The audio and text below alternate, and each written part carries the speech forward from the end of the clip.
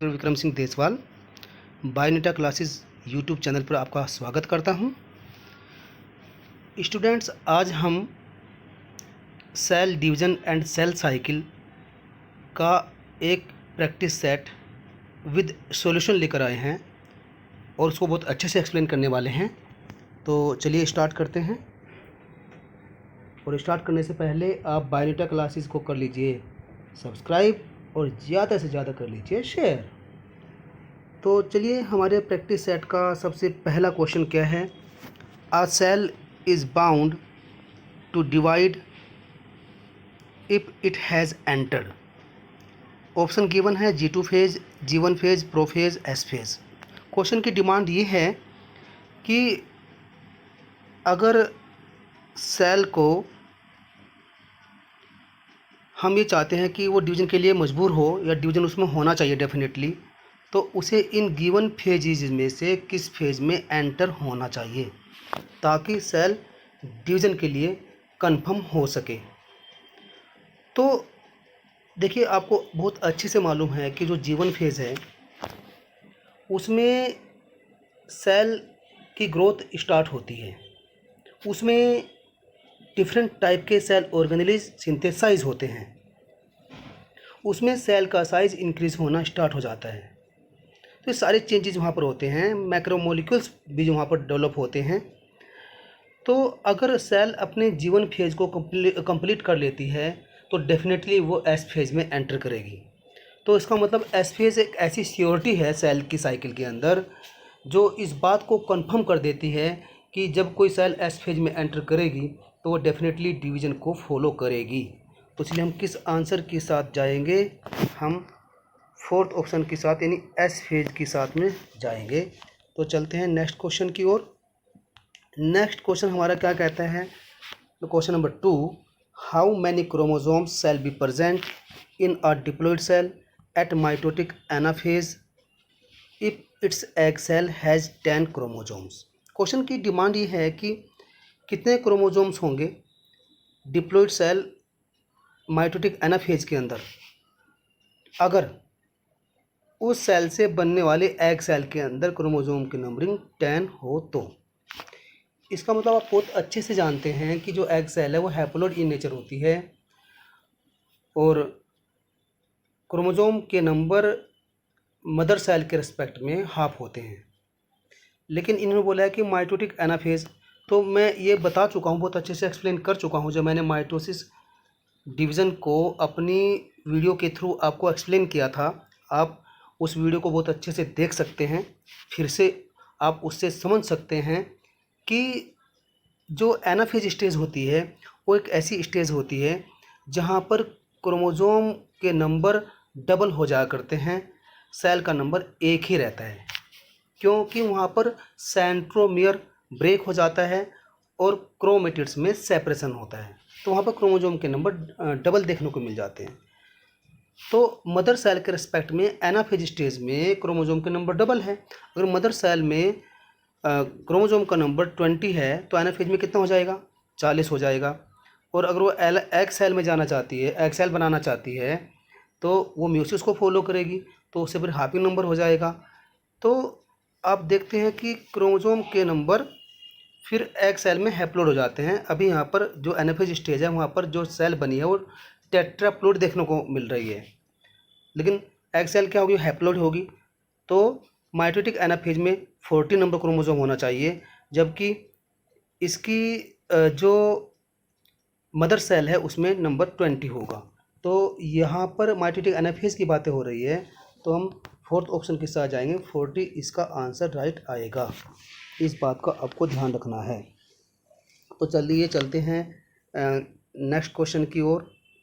और next question हमारा question number 3 है। क्वेश्चन नंबर 3 क्या कहता है, duplication of chromosomes without the division of nucleus is called. जो क्रोमोसोम का नंबर डुप्लीकेट हो रहा है लेकिन उसके न्यूक्लियस में डिवीज़न नहीं हो रहा है। मैं ये आपको समझा चुका हूँ कि जब न्यूक्लियस के अंदर ही डिवीज़न, न्यूक्लियस सेल के अंदर, न्यूक्लियस के अंदर ही सारा माइटोसिस कंप्लीट हो रहा है और न्यूक्लियस के डिवीज़न नहीं हो रहा है, उसके पार्टीशन नहीं बन रहे हैं, तो इसका मतलब कैरियोकाइनेसिस तो देखने को नहीं मिल रहा है। तो सारे जो भी चेंजेस है, जो भी बदलाव है, वो सभी परिवर्तन न्यूक्लियस के अंदर ही हो रहे हैं, लेकिन न्यूक्लियस डिवीज़न नहीं कर रहा है और क्रोमोसोम के नंबर वहाँ पर डबल हो जाते हैं। तो मैंने एक एग्जांपल भी बताया था आपसे माइटोटिक पोजन के रिस्पेक्ट में, जिसको मैंने नाम दिया था कोल्चिसिन।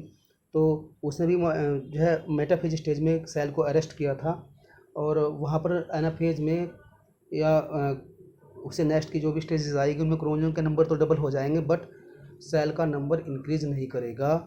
तो ऐसे टाइप के माइटोसिस को हम एंडोमाइटोसिस कहते हैं। तो हम किस आंसर के साथ जाएंगे? थर्ड ऑप्शन के साथ जाएंगे, दैट इज़ द एंडोमाइटोसिस। अब चलिए चलते हैं नेक्स्ट क्वेश्चन की ओर। Which does not occurs in prophase.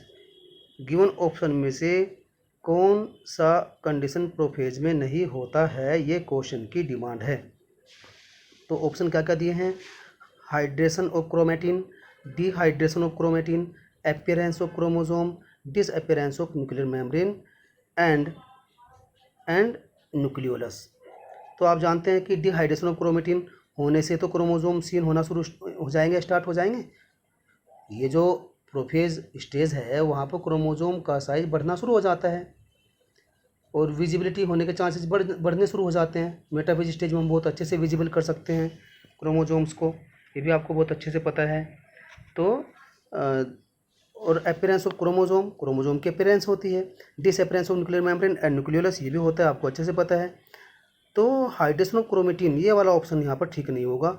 वो आपको पूछ रहा है कि नोट अकर्स, क्या यहाँ पर कंडीशन अप्लाई नहीं होगी। तो हम किस आंसर के साथ जाएंगे?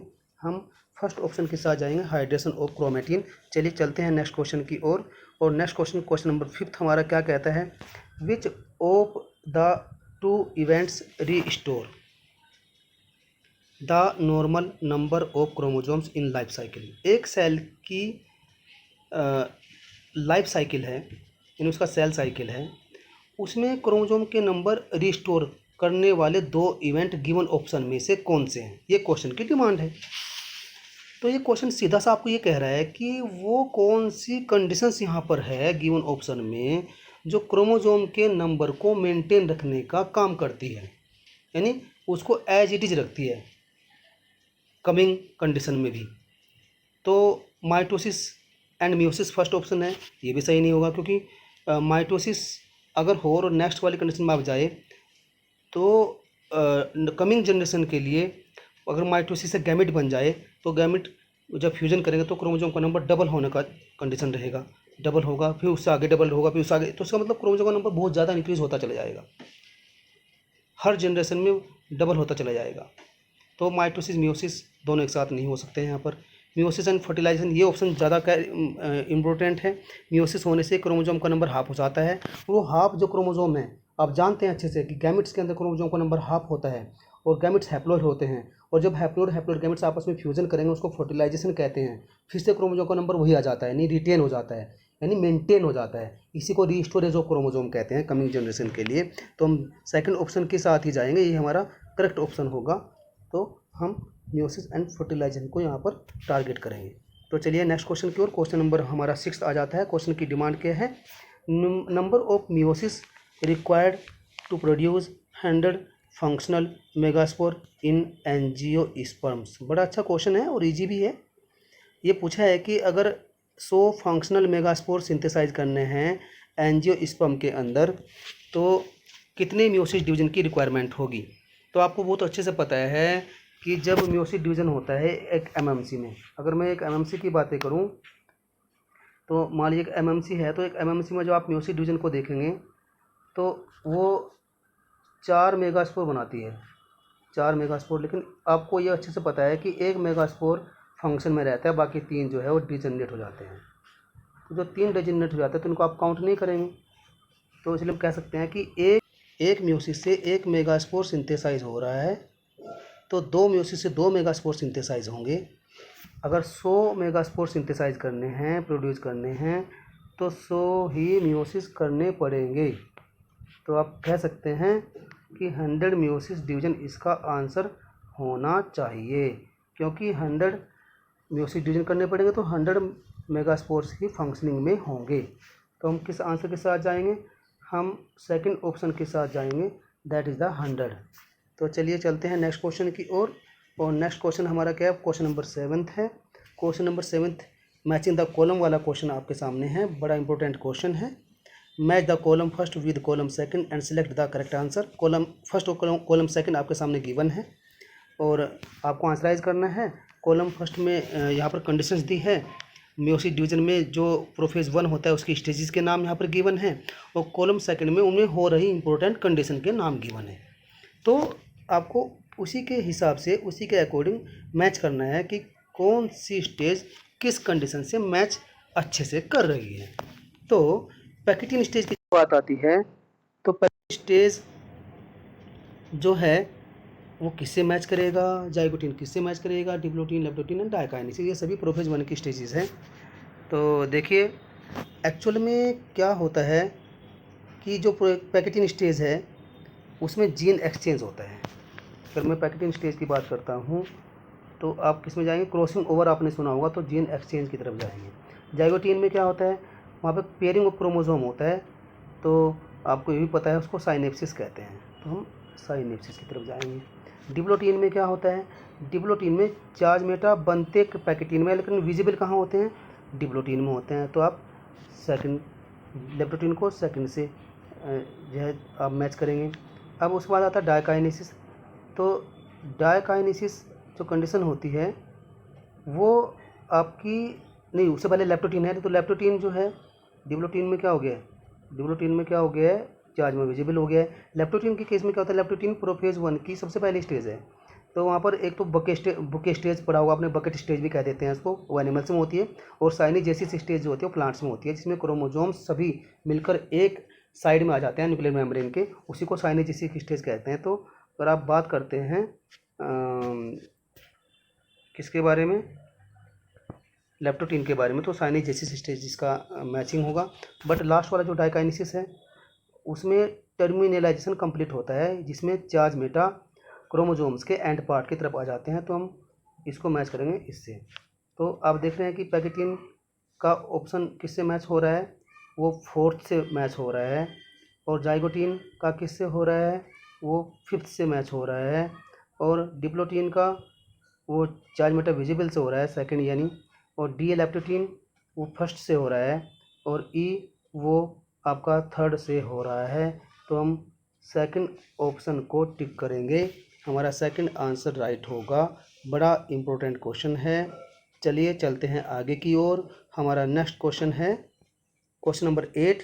लीजिए आपके सामने प्रस्तुत है वही वाला क्वेश्चन जो मैंने अभी कुछ देर पहले डिस्कस किया था। कोल्चिसिन एक एल्कलॉइड है जिसको कोल्चिकम ऑटमनेल प्लांट के मॉडिफाइड स्टेम कोर्म से ऑब्टेन किया गया है। ये बात मैं अपने लेक्चर में बहुत अच्छे से आपको एक्सप्लेन कर चुका हूँ। बड़ा ही इम्पोर्टेंट क्वेश्चन है। कंपटीशन को देखते हुए, वो चाहे नीट वाले बच्चे हैं, टीजीटी पीजीटी वाले बच्चे हैं, तो इसी को माइटोटिक पॉइजन कहते हैं, और ये स्पिंडल फाइबर्स के फॉर्मेशन को प्रिवेंट करने का कार्य करता है। और ये जो डिवीजन फेज चल रहा होता है तो ये मेटाफेज स्टेज पर अटैक करता है, जिससे कि सेल के अंदर न्यूक्लियस को डिवाइड नहीं होने देता। सेल का नंबर एज इट इज़ रहता है, बट क्रोमोसोम के नंबर डबल हो जाते हैं। तो इसी प्रोसेस को मैंने एंडोमाइटोसिस नाम दिया था। तो हम यहाँ पर किस आंसर के साथ जाएंगे, हम यहाँ पर आंसर के साथ जाएंगे मेटाफेज स्टेज को अरेस्ट करने वाला होता है कौन, कोल्चिसिन। चलिए चलते हैं आगे की ओर। नंबर हमारा नेक्स्ट क्वेश्चन है क्वेश्चन नंबर 9। क्वेश्चन नंबर 9 हमारा क्या कहता है, if the bivalents number are 8 in metaphase first, what shall be the number of chromosomes in daughter cells after meiosis first and meiosis second respectively. Question की demand ये है कि अगर बाइवेलेंट्स के नंबर 8 है मेटाफेज 1 के दौरान, तो जो डॉटर सेल्स बनी है म्यूसिस फर्स्ट के बाद और म्यूसिस सेकंड के बाद, उनमें क्रमशः इन रिस्पेक्टिवली क्रोमोसोम के नंबर क्या होंगे, क्या होने चाहिए, क्या होंगे वहाँ पर। तो ये क्वेश्चन की डिमांड है। तो क्वेश्चन नंबर 9 हमारा ये कहता है। तो ध्यान दीजिए स्टूडेंट्स, बड़ा इंपॉर्टेंट क्वेश्चन है। सबसे पहले तो आपको बेसिकली पता होना चाहिए कि बाइवेलेंट्स क्या होते हैं। बाइवेलेंट्स जो डेवलप होते हैं वो जाइगोटिन स्टेज में होते हैं। जब पेयरिंग ऑफ क्रोमोसोम होती है तो वहाँ पर 2 क्रोमोसोम का एक पेयर बन जाता है, उन्हीं को बाइवेलेंट कहते हैं। इसका मतलब क्या हुआ कि 2 क्रोमोसोम का जो एक पेयर है वो एक बाइवेलेंट कहलाएगा। तो बाइवेलेंट के नंबर कितने हैं, 8 है। क्वेश्चन की डिमांड है कि क्वेश्चन क्या है, 8 बता दिया उन्होंने पहले कि 8 नंबर है भैया बाईवेलेंट। इसका मतलब क्या है, क्रोमोजोम नंबर निकालो इससे। जब 8 बाईवेलेंट है और 2 क्रोमोजोम एक बाईवेलेंट में आते हैं तो टोटल क्रोमोजोम कितने हो गए हैं, 16 हो गए हैं, ठीक है ना। तो 16 क्रोमोजोम कह रहा है आपको कि 16 क्रोमोजोम है और मेटाफेज फर्स्ट के दौरान ऐसा हो रहा है। तो वो पूछ रहा है कि जब इनसे डॉटर सेल्स बनेगी म्यूसिस फर्स्ट के दौरान, आप जानते हैं कि म्यूसिस फर्स्ट में क्या होता है, क्रोमोजोम का नंबर हाफ हो जाता है। तो अब मेटाफेज 1 के बारे में आपको अच्छे से पता है कि म्यूसिस फर्स्ट में जब आप मेटाफेज फर्स्ट में जाएंगे और म्यूसिस सेकंड में आप जाएंगे तो क्रोमोजोम के नंबर क्या क्या वहाँ पर कंडीशन होगी, ये बात बड़ी जानने वाली इम्पोर्टेंट है। तो देखिए मेटाफेज स्टेज में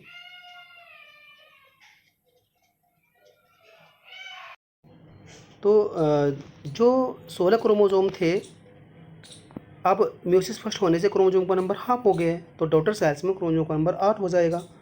अब उन्होंने पूछा म्यूसिस सेकंड में क्या होगा, म्यूसिस सेकंड में भी क्रोमोजोम का नंबर सेम रहेगा जो म्यूसिस फर्स्ट के दौरान डॉटर सेल्स में आया है। क्यों होगा, क्योंकि आप जानते हैं कि म्यूसिस सेकंड होलोटिपिक डिवीजन है, माइटोटिक डिवीजन है, और माइटोसिस में क्रोमोजोम का नंबर सेम रहता है। तो जो भी यहाँ पर क्रोमोजोम का नंबर आया था तो वही नंबर आगे भी रहेगा एज इट इज़। तो उसका मतलब 8 म्यूसिस फर्स्ट के दौरान बनने वाली डॉटर सेल्स में रहेगा और 8 ही जो आगे बनने वाली सेल्स हैं उनमें रहेगा। तो हमारा ऑप्शन राइट क्या होगा, ये वाला ऑप्शन राइट होगा 8 तो हम थर्ड ऑप्शन के साथ जाएंगे। चलते हैं नेक्स्ट क्वेश्चन की ओर। क्वेश्चन नंबर 10 हमारा क्या कहता है, which one of the following statement is correct. Correct option बताना है आपको। Cell divided by cytokinesis only in mitosis, division is replicated before the start of meiosis only, spindle consisting of microtubule from only in mitosis, exchange of genetic materials occurs only in meiosis। देखिए cell divided by cytokinesis only in mitosis, ये भी गलत है, दोनों में होता है cytokinesis. DNA replicated before the start of meiosis only, ये गलत है, दोनों में होता है, माइटोसिस हो चाहे मियोसिस हो दोनों में होता है। Spindles consisting of microtubules from only in mitosis, नहीं, दोनों में होते हैं स्पिंडल्स। तो ये तीनों ऑप्शन गलत है। चौथा ऑप्शन क्या दिया, exchange of genetic materials occurs only in meiosis, ये बात बिल्कुल सही है। एक्सचेंज ऑफ जेनेटिक मटेरियल या क्रॉसिंग ओवर या रिकॉम्बिनेशन जो होता है या जीन विनिमय जिसको हिंदी में कहते हैं, ये केवल मियोसिस डिवीजन में होता है, पैकेटिन स्टेज में। तो हम फोर्थ ऑप्शन के साथ जाएंगे, हमारा फोर्थ ऑप्शन ही राइट होगा। तो हम 4 को टिक करेंगे। चलते हैं नेक्स्ट क्वेश्चन की ओर। क्वेश्चन नंबर 11 हमारा आ जाता है। क्वेश्चन नंबर 11 बड़ा इंपॉर्टेंट है। Gap between division phase and start of DNA replication is called. Question ये कह रहा है कि डिवीजन फेज है एक तो एम फेज, और एक डीएनए का रेप्लिकेशन स्टार्ट हो रहा है, इन दोनों के बीच में आने वाला फेज कौन सा फेज है गिवन ऑप्शन में। तो आप देखते हैं कि ये जो जीवन फेज है इसको हम प्री माइटोटिक फेज कहते हैं। इसका मतलब इससे पहले माइटोसिस हो चुका है तो एम फेज हो चुका है। अब आगे एस फेज है, जीवन फेज से आगे, वहाँ पर डीएनए का रेप्लिकेशन स्टार्ट होना है। तो इन दोनों के बीच में यानी ऊपर से माइटोसिस हो चुका है, डिवीजन हो चुका है, और नीचे फिर एस फेज होना है। इन दोनों के बीच में कौन सा फेज है, तो आप देखते हैं कि अगर एम फेज आ रहा है तो एम के बाद जनाब क्या होगा, G1 फेज होगा, उसके बाद क्या होगा, एस होगा, फिर क्या होगा, G2 होगा, है ना। तो आप देखते हैं ये जो G1 फेज है इसको प्री माइटोटिक फेज कहते हैं, पोस्ट माइटोटिक फेज कहते हैं, एस को सिंथेटिक फेज कहते हैं, और G2 को प्री माइटोटिक फेज कहते हैं। इसका मतलब इसके आगे फिर क्या स्टार्ट होगा, एम फेज स्टार्ट होगा। तो ये बात अब अच्छे से हम जाएंगे आपके फर्स्ट ऑप्शन के साथ। हमारा फर्स्ट ऑप्शन करेक्ट होगा एब्सोल्युटली, G1 फेज। चलिए नेक्स्ट क्वेश्चन की बात करते हैं। और नेक्स्ट क्वेश्चन हमारा क्या है, नेक्स्ट क्वेश्चन हमारा है separation of homologous chromosomes during anaphase first is called. Homologous chromosomes का जो सेपरेशन होता है वो एनाफेज फर्स्ट में होता है, लेकिन इस कंडीशन को क्या कहा जाता है, तो इस कंडीशन को हम डिसजंक्शन कहते हैं। इस बात का आप ध्यान रखेंगे, क्या बोलेंगे, डिसजंक्शन। अगर क्रोमोसोम्स एक दूसरे से अलग नहीं होते, सेपरेट नहीं होते, एक तरफ चले जाते हैं क्रोमोसोम्स, तो उनको हम नॉन डिसजंक्शन कहते हैं। ये है थर्ड वाला नंबर। लेकिन यहाँ पर पूछ रहा है कि सेपरेशन हो रहा है होमोलोगस क्रोमोसोम्स में, यानी क्रोमोसोम एक दूसरे से अलग हो रहे हैं, दोस्ती अलग हट रही है, तो इसको हम डिसजंक्शन कहते हैं। हम सेकंड ऑप्शन के साथ जाएंगे, ठीक है ना। तो देखिए यह क्वेश्चन हमारा क्वेश्चन नंबर 13 है। क्वेश्चन नंबर 13 क्या कहता है, बकेट स्टेज अकर इन विच सब स्टेजेस ऑफ प्रोफेज 1। तो बकेट स्टेज भी कह देते हैं, बुके स्टेज भी कह देते हैं। तो मैंने ये बात आपको समझाई थी कि जो प्रोफेज 1 इन मियोसिस में लेप्टोटीन स्टेज होती है, वहाँ पर ये स्टेज देखने को मिल जाती है। इसमें क्रोमोसोम्स बास्केट लाइक अरेंजमेंट में देखने को मिलते हैं और क्रोमोसोम्स स्कैटर्ड होते हैं पूरे न्यूक्लियस के मैट्रिक्स के अंदर, और they direct mostly towards the centriole या टुवर्ड्स द न्यूक्लियर पोर। उसी स्टेज को बुके स्टेज कहते हैं। और ये कंडीशन कहाँ होती है? लेप्टोटीन में होती है। तो हम किस आंसर के साथ जाएंगे? हम लेप्टोटीन के साथ जाएंगे। चलते हैं नेक्स्ट क्वेश्चन की ओर। नेक्स्ट क्वेश्चन हमारा क्या है? The synaptonemal complex appears between homologous chromosome, ये भी बात सही है। और इन जाइगोट स्टेज, ये भी बात सही है। कंपोज ऑफ डीएनए प्रोटीन, ये भी बिल्कुल सही है। ऑल द अबव, तो हम ऑल द अबव ऑप्शन के साथ जाएंगे, ये हमारा आंसर राइट होगा। अब हमारा नेक्स्ट क्वेश्चन क्या है? Next question, question number 15, the phragmoplast is organised. Phragmoplast जो होता है वो जब सेल प्लेट फॉर्मेशन होता है प्लांट सेल के अंदर माइटोसिस के बाद, तब होता है, कंप्लीट होता है, मतलब सेल वॉल फॉर्मेशन, साइटोकाइनेसिस उसको कहते हैं। बट यहाँ पर वही कह रहा है कि फ्रेगमोप्लास्ट कब डेवलप होना शुरू हो जाता है। तो इसका मतलब वो साइटोकाइनेसिस की स्टार्टिंग आपसे पूछ रहा है कि इनिशिएट कब करता है। तो मैं बहुत अच्छे से समझा चुका हूँ इस बात को कि जब एनाफेज स्टेज का लेट स्टेज आता है, यानी लेट एनाफेज के दौरान, यानी एंड ऑफ द एनाफेज, वहीं वहीं पर साइटोकाइनेसिस स्टार्ट हो जाता है। टीलोफेज एंड नहीं हो पाता, उससे पहले ही, यानी एनाफेज के दौरान ही, उसके एंड के दौरान ही साइटोकाइनेसिस स्टार्ट हो जाता है और फ्रेगमोप्लास्ट बनना शुरू हो जाता है। और मैंने बताया था कि ये thin dry discontinuous membranes layer बनती है दो न्यूक्लियस के बीच में, और उसी को हम फ्रेगमोप्लास्ट कहते हैं प्लांट सेल के अंदर, जो मिडिल लेवल से जस्ट पहले का फॉर्मेशन है। तो हम किस आंसर के साथ जाएंगे? हम जाएंगे सेकंड ऑप्शन के साथ, eight the end of anaphase, यही आंसर इसका राइट होगा। चलिए चलते हैं नेक्स्ट क्वेश्चन की ओर। क्वेश्चन नंबर 16 क्या कहता है? Which of the following statement is correct? DNA synthesize throughout the cell cycle. पूरी सेल साइकिल के दौरान डीएनए सिंथेसाइज होता है, बिल्कुल गलत है। Cell division is inhibited by cytokinin, ये भी बिल्कुल गलत है। Chromosome are condensed at S stage, बिल्कुल गलत है। ये इंटरफेज में नहीं होते बल्कि डिवीजन फेज में होते हैं, एम फेज में कंडेंस, एस फेज में या इंटरफेज में तो डीकंडेंस रहते हैं। और क्वेश्चन ऑप्शन नंबर 4 क्या गिवन है? Only extra chromosomal DNA is replicated at any stage of cell cycle. ये न्यूक्लियस से बाहर का डीएनए है, ये सेल के साइटोप्लाज्म में मिल सकता है, या माइटोकॉन्ड्रिया में मिल सकता है, या प्लास्टिड्स में मिल सकता है। तो ये जो है सेल साइकिल में किसी भी टाइम रेप्लिकेट कर सकता है। इसका न्यूक्लियस के डीएनए से कोई भी लेना और देना नहीं है। तो हम फोर्थ ऑप्शन के साथ जाएंगे। यहाँ पर करेक्ट ऑप्शन हमें बताना था, तो हमारा आंसर राइट होगा फोर्थ ऑप्शन। चलिए चलते हैं नेक्स्ट क्वेश्चन की ओर। क्वेश्चन नंबर 17 हमारा है, observe the following scheme which stage of cell division occurs after G2 phase. G2 phase के बाद, यहाँ पर एक डायग्राम के थ्रू आपको बताया गया है, थोड़ा सा हिंट दिया गया है, G2 फेज के बाद कौन सी स्टेज आएगी। तो आप देखते हैं कि जो एम फेज होती है, जो डिवीजन फेज होती है, उसको स्टार्ट होने से पहले पहले उसे इंटरफेज को पास करना होता है। Interphase is the preparation of the cell division या maximum growth takes place during cell cycle, that is the interphase. तो उसमें G1 फेज आएगा, एस फेज आएगा, G2 फेज आएगा। मैं समझा चुका हूँ, G1 फेज लॉन्गेस्ट है और G2 फेज शॉर्टेस्ट है इंटरफेज में। तो सबसे पहले क्या आएगा? G1 फेज है। तो आप देखते हैं कि डिवीजन के जस्ट बाद G1 फेज आता है, इसीलिए इसको पोस्ट माइटोटिक फेज बोला है। तो बहुत अच्छे से आप कह सकते हैं, ये क्या है? ये G1 फेज है। और नंबर 2 पर ये क्या है? ये एस फेज है। और ये क्या है? ये G2 है। उसने क्या बोला? G2 के बाद क्या आएगा? तो पी प्रोफेज आएगा। तो हम किस आंसर के साथ जाएंगे? हम जाएंगे प्रोफेज आंसर के साथ। तो फर्स्ट ऑप्शन हमारा बिल्कुल राइट होगा। तो चलिए चलते हैं नेक्स्ट क्वेश्चन की ओर। क्वेश्चन नंबर 18 हमारे सामने है। ये भी एक डायग्रामेटिक क्वेश्चन हमने दिया है। Level the structure indicated by first, second, third and fourth. तो यहाँ पर मार्क किए गए हैं फर्स्ट, सेकंड, थर्ड, फोर्थ। बताना है कि ये इस गिवन डायग्राम में किस कंडीशन से मैच कर रहे हैं। तो फर्स्ट का आप देख रहे हैं कि आपको क्लियरली दिख रहा है कि ये देखो बड़ा, मैं थोड़ा सा जूम कर देता हूँ। ये फर्स्ट बताया है यहाँ पर, आप ये देखेंगे, मैं एरो करके दिखा रहा हूँ। फर्स्ट है तो क्रोमोसोम को इंडिकेट कर रहा है, और उसके बाद सेकंड है, ये सेंट्रियोल को इंडिकेट कर रहा है, और उसके बाद थर्ड है, मैं दिखा देता हूँ आपको थर्ड के बारे में। ये देखिए थर्ड, और आप नोटिस कर रहे हैं कि जो क्रोमोसोम के क्रोमेटिड्स जिस पॉइंट से अटैच हैं, ये वाला पॉइंट, ये क्या है? सेंट्रोमियर है।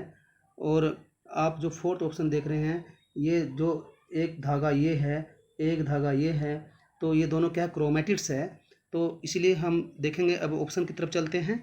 ऑप्शन हमारा फर्स्ट ऑप्शन सही नहीं हो सकता, second option, third option, fourth option. तो हम किस ऑप्शन के साथ जाएंगे? हम जाएंगे सेकंड वाले ऑप्शन के साथ।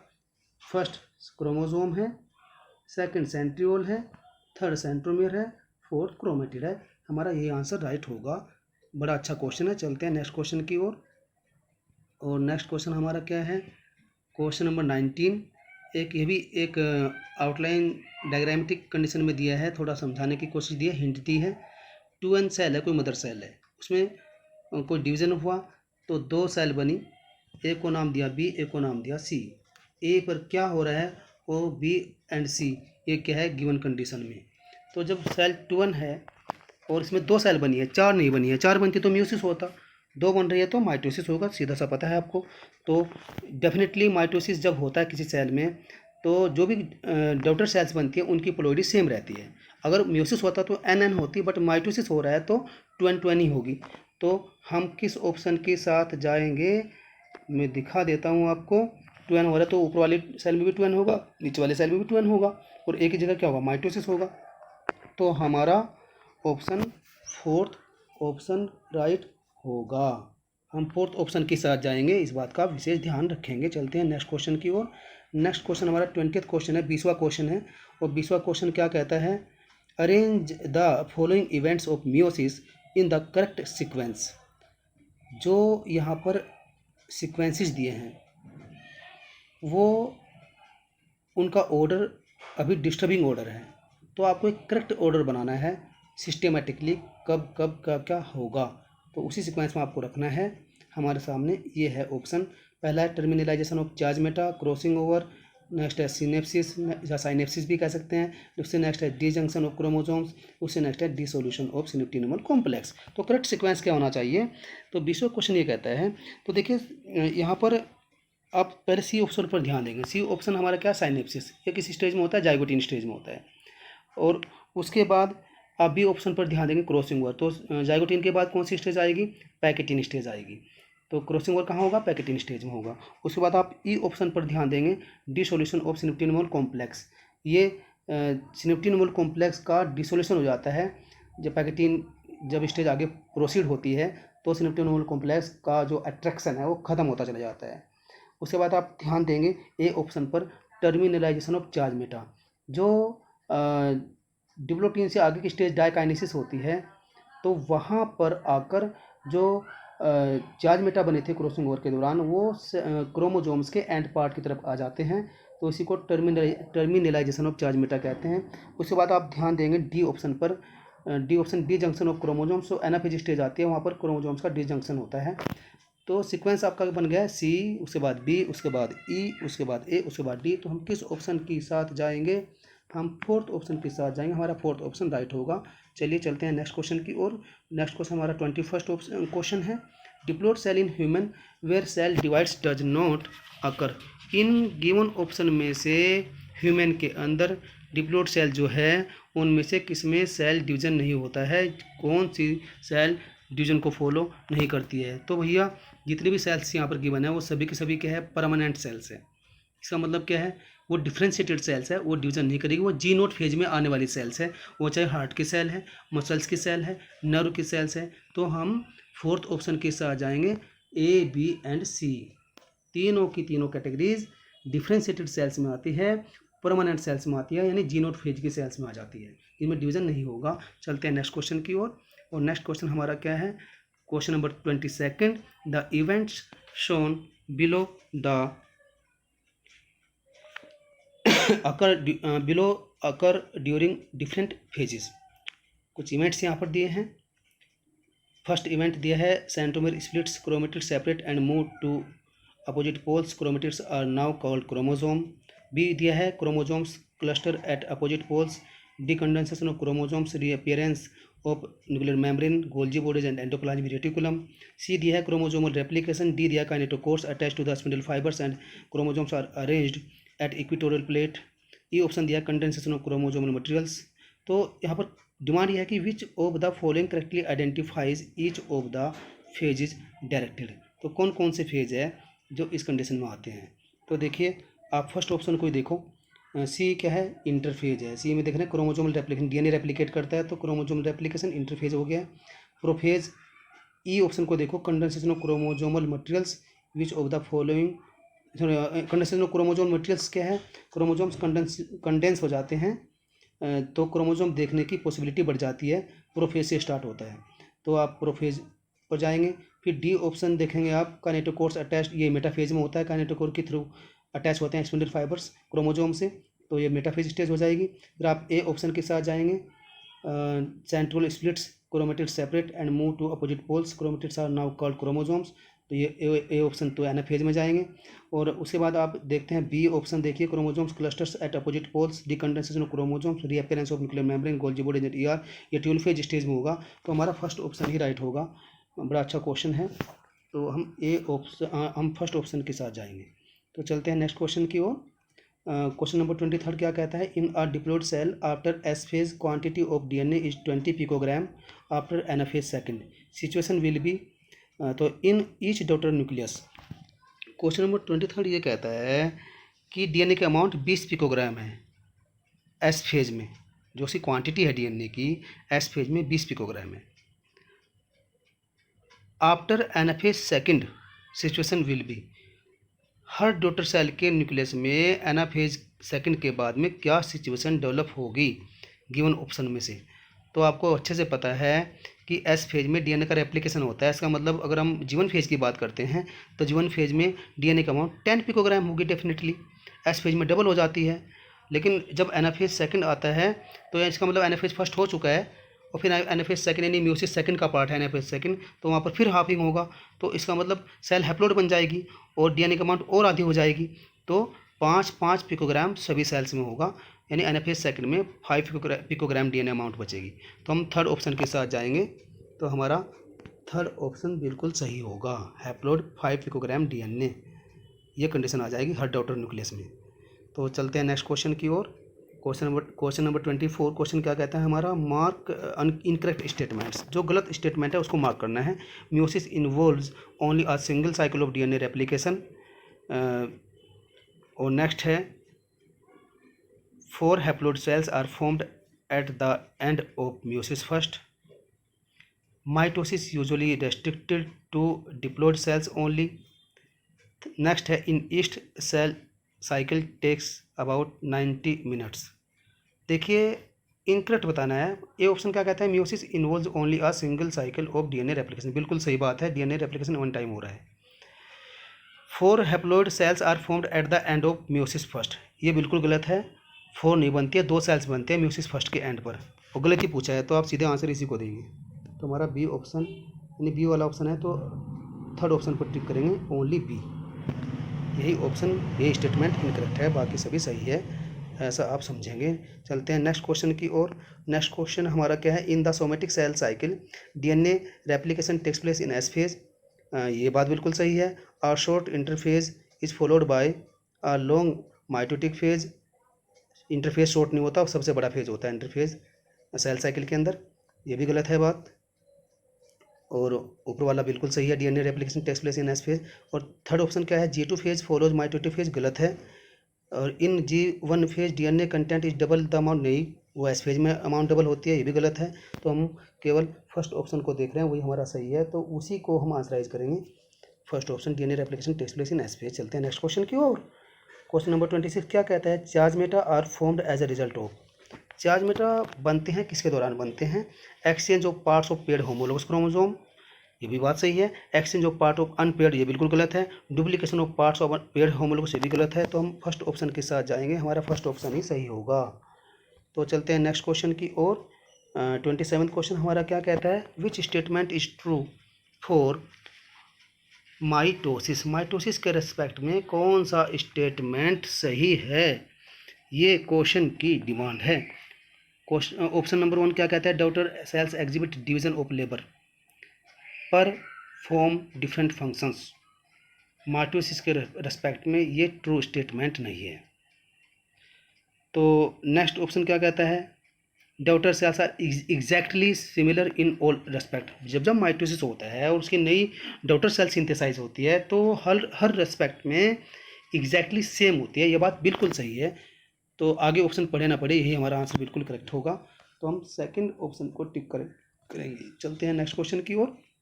Cell cycle of an ordinary animal cell, एक सामान्य सेल है एनिमल की, और सेल साइकिल के दौरान इनमें से क्या कंडीशन यहाँ पर फॉलो होगी। तो दिया है 2n माइटोसिस हुआ तो n बना, बिल्कुल गलत है। माइटोसिस होने से कभी भी सेल हैप्लोइड नहीं बनती, तो ये तो गलत ही हो गया है। नेक्स्ट वाला क्या है, n म्यूसिस हुआ 2n, ऐसा कभी नहीं हो सकता। थर्ड ऑप्शन क्या है, 2n म्यूसिस हुआ n बनी, फर्टिलाइजेशन हुआ 2n बनी, जाइगोट बन गया, मतलब फिर माइटोसिस हुआ फिर 2n, ये बिल्कुल सही है। तो हम इसी ऑप्शन के साथ जाएंगे, हमारा थर्ड ऑप्शन सही होगा। चलते हैं नेक्स्ट क्वेश्चन की ओर। तो हमारा नेक्स्ट क्वेश्चन क्या कहता है, question number 29, mitosis occurs in, mitosis किन टाइप की इंडिविजुअल्स में होता है, हैप्लोइड इंडिविजुअल्स में होता है या डिप्लोइड इंडिविजुअल्स में होता है या दोनों में होता है। अरे माइटोसिस तो दोनों में हो सकता है, अगर हैप्लोइड में होगा तो हैप्लोइड सेल्स बनेगी, डिप्लोइड में होगा तो डिप्लोइड सेल बनेगी।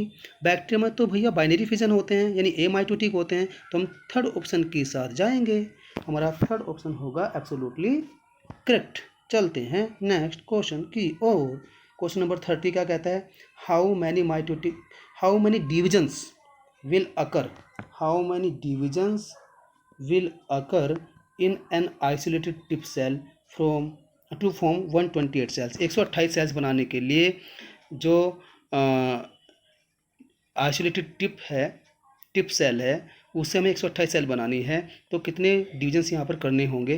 तो आप जानते हैं कि जो टिप सेल है वो माइटोटिक पार्ट है, तो वहाँ पर माइटोसिस डिवीजन होगा, या सोमेटिक पार्ट है वहाँ पर माइटोटिक डिवीजन होगा। एक सेल से 2 बनेगी, जब 1 से 2 बनेगी, 2 से 4, 4 से 8 से 16 से 32 से 64 से 128, तो इसमें 7 बार डिवीजन होना होगा, तो 7 टाइम्स डिवीजन होगा। हमारा ऑप्शन फोर्थ ऑप्शन राइट होगा, इस बात का आप ध्यान रखेंगे। तो इसका आंसर आएगा 7 टाइम्स, 2 की पावर 7 हो जाएगा। तो स्टूडेंट्स, मैंने आज आपको 30 question as a practice set आपके सामने रखा है। होप करता हूँ कि आपको इसका एक्सप्लेनेशन समझ आया होगा। तो और अभी इसका सेकंड पार्ट बाकी है, इसका सेकंड पार्ट में जल्दी आपके सामने लेकर आने वाला हूँ। तो तब तक आप इन क्वेश्चन को देखिए, इनकी प्रैक्टिस कीजिए और इसके एक्सप्लेनेशन को ध्यान से सुनेंगे। तो मिलते हैं नेक्स्ट वीडियो में, तब तक के लिए टाटा बाय बाय, धन्यवाद।